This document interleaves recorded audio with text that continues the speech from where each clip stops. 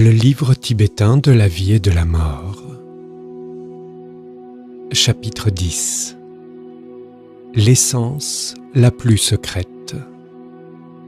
Première partie.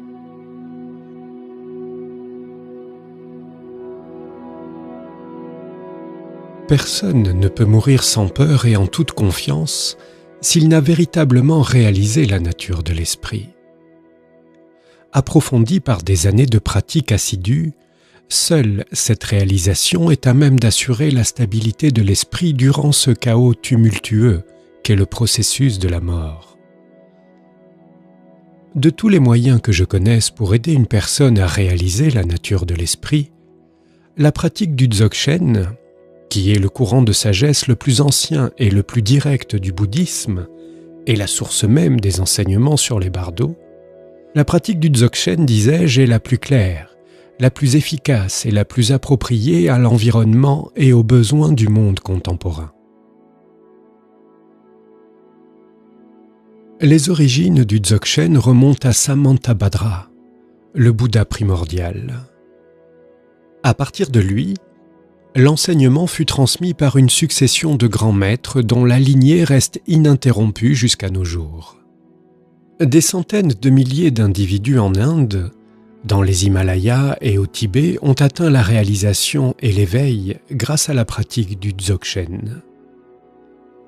Une merveilleuse prophétie annonce qu'en cet âge sombre, l'essence du cœur de Samantabhadra s'embrasera comme un feu. Ma vie, mes enseignements et ce livre sont consacrés à allumer cette flamme dans le cœur et l'esprit des hommes. Au Tibet, le Dzogchen n'était pas enseigné de façon très ouverte, et pendant un certain temps, nombreux furent les grands maîtres qui ne l'enseignèrent pas au monde moderne. Pour quelle raison ai-je donc décidé de l'enseigner à présent ? Certains de mes maîtres m'ont affirmé que le temps était venu où le Dzogchen devait être divulgué, ce temps dont parle la prophétie. Je sens aussi que ne pas révéler l'existence d'une sagesse aussi remarquable serait manquer de compassion. Les êtres humains sont parvenus à un point critique de leur évolution, et cette époque d'extrême confusion exige un enseignement d'une puissance et d'une clarté tout aussi extrêmes. J'ai constaté par ailleurs que le monde contemporain est à la recherche d'une voie spirituelle dépouillée de tout dogme, intégrisme, sectarisme, métaphysique complexe et attirail exotique, une voie à la fois simple et profonde, une voie que l'on puisse intégrer à la vie ordinaire et suivre, non seulement dans un ashram ou un monastère, mais en tout lieu. Qu'est-ce que le Dzogchen ? Le Dzogchen n'est pas seulement un enseignement ou une autre philosophie, un autre système complexe, un ensemble séduisant de techniques diverses. Le Dzogchen est un état, l'état primordial même, l'état d'éveil total qui constitue l'essence du cœur de tous les Bouddhas et de toutes les voies spirituelles, ainsi que l'apogée de l'évolution spirituelle de tout individu. On traduit souvent Dzogchen par « grande perfection ». Je préfère personnellement ne pas le traduire, car grande perfection suggère l'idée d'une perfection que nous devrions nous efforcer d'atteindre, l'idée d'un état auquel nous ne parviendrions qu'au terme d'un voyage long et pénible. Rien n'est plus éloigné du sens véritable du Dzogchen, puisque c'est l'état déjà parfait en lui-même de notre nature primordiale, qui n'a nullement besoin d'être perfectionnée car elle est parfaite depuis l'origine, comme le ciel. Les enseignements bouddhistes dans leur ensemble sont décrits en termes de base, chemin et fruit. La base du Dzogchen est cet état fondamental, primordial, notre nature absolue, qui est déjà parfaite et toujours présente. Ne la cherchez pas à l'extérieur de vous, nous dit Patrul Rinpoche. Ne croyez pas non plus que vous ne la possédiez pas déjà et qu'elle doive naître maintenant dans votre esprit. Du point de vue de la base, de l'absolu, Notre nature est donc identique à celle des Bouddhas.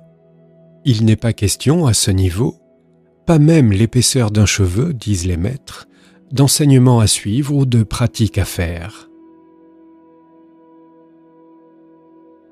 Il nous faut cependant comprendre que les Bouddhas ont pris un chemin et que nous en avons suivi un autre. Les Bouddhas reconnaissent leur nature originelle et atteignent l'éveil. Nous ne reconnaissons pas cette nature et nous nous égarons ainsi dans la confusion. Dans les enseignements, cet état de fait est appelé une base, deux chemins. Notre condition relative est telle que notre nature intrinsèque est voilée. Nous devons donc suivre des enseignements et observer une pratique qui nous ramène à la vérité. C'est le chemin du Dzogchen. Réaliser notre nature originelle, c'est finalement atteindre la libération totale et devenir un Bouddha. Cela, c'est le fruit du Dzogchen, dont la réalisation est vraiment possible en l'espace d'une vie pour le pratiquant qui s'y consacre de tout son cœur et de tout son esprit. Les maîtres Dzogchen ont une conscience aiguë des dangers qui résultent d'une confusion entre le relatif et l'absolu. Une personne qui ne comprend pas le rapport entre les deux peut négliger, voire dédaigner les aspects relatifs de la pratique spirituelle et la loi karmique de cause à effet. En revanche, ceux qui saisissent la vraie signification du Dzogchen voient inévitablement leur respect pour le karma s'approfondir et ressentent de manière plus aiguë et urgente la nécessité d'une purification et d'une pratique spirituelle. C'est parce qu'ils comprennent l'ampleur de ce qui, en eux, a été obscurci, qu'ils s'efforcent alors, avec d'autant plus de ferveur et une discipline toujours vivante et naturelle, d'écarter ce qui les sépare de leur nature véritable. Les enseignements Dzogchen sont comme un miroir qui reflète la base de notre nature originelle, avec une pureté si aérienne et libératrice, une clarté si limpide, que nous sommes protégés par la même de la prison que représente toute forme de compréhension conceptuelle et fabriquée, aussi subtile, aussi convaincante, aussi séduisante soit-elle. En quoi consiste pour moi le miracle du Dzogchen ?